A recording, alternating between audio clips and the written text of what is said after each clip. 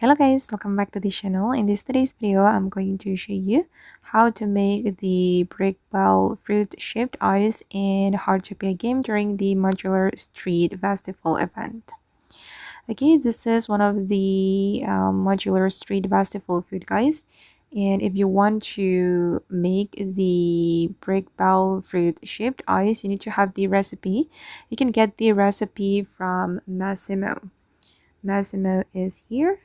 You can go to Masimo's cooking store to unlock the recipe, and you're going to cook the brick ball fruit shaped ice. And make sure you already unlock this brick surfing card. You can grab this brick surfing card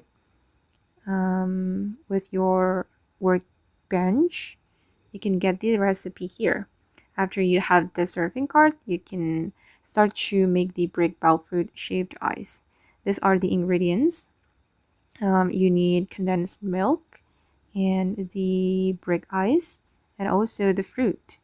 And for the condensed milk and also the ice, you can buy it from Masimo. And I'm going to start cooking, guys.